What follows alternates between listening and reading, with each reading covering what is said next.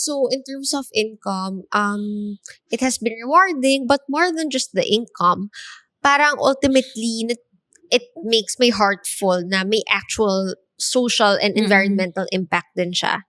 Rewarding siya kasi it all starts with a vision lang and a mission na wala rin akong extra money to fund it. Wala rin akong, alam mo ba, kaya ko lang din nabili yung 15 straws kasi nag-save up lang ako. Talaga? From my allowance, from my parents that time. So, yun yung pinabili ko ng 15 straws. So, parang, looking back, seeing yung 15 straws na yun in a matter of 2.5 years, naging 50,000 pieces sold siya. Wow. Noon. So, parang, alam mo yun, parang... Ganun kadami yung nabenta mo, Oo, girl. within 2 years. So, parang nakakataba ng puso to see na yung isang maliit na backyard business, all I had was a vision in my head to turn into something. Nakakatuwa rin, ha?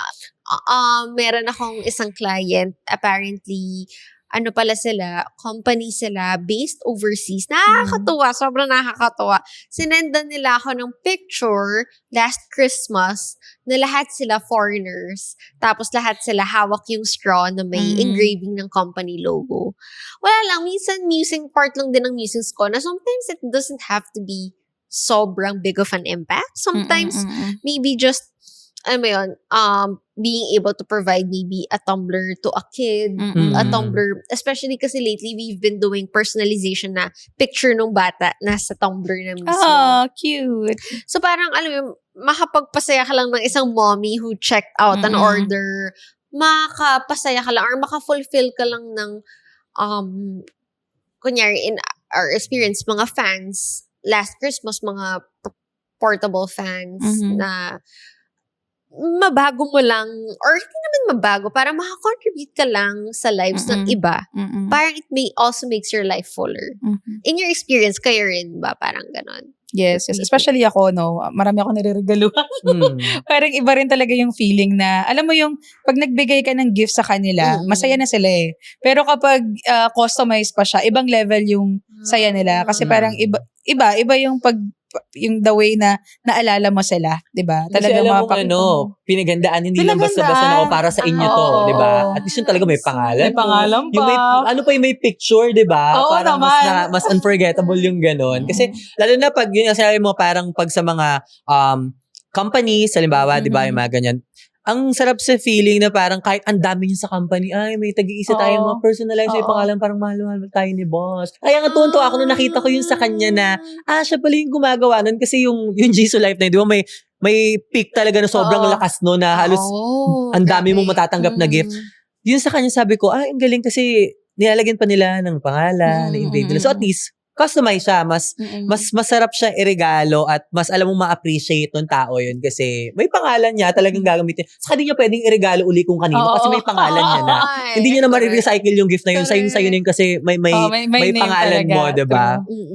So, yan. Sobrang inspiring, no? And sana mas lumago pa yung business mo din. And marami rin talagang ma-inspire na mag-move to using sustainable na mga products. Kasi I think yun rin naman talaga yung goal mo.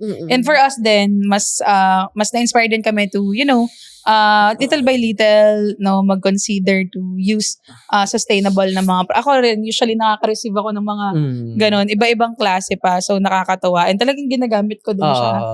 No? Oo, part ng mga panibago naming product offerings for 2025, yung para siyang tracker.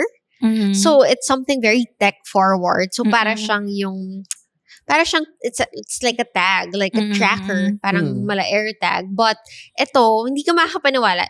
Sobrang efficient. Hindi lang siya Apple compatible, but Apple and Android. Tapos, yung item na yun is made out of recycled ocean plastic. Galing, so, even if very tech-forward na siya, ang layo na niya from metal straw, ang laking innovation, but still the same advocacy na made out of ocean waste.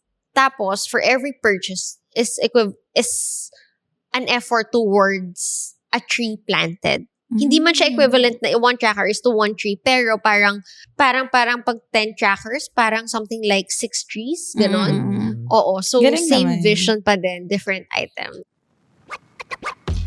Nabitin ka ba? Para sa iba pang practical at diskarte finance tips, Follow and subscribe sa Para-Paraan with Salmon on YouTube, Spotify, and other socials.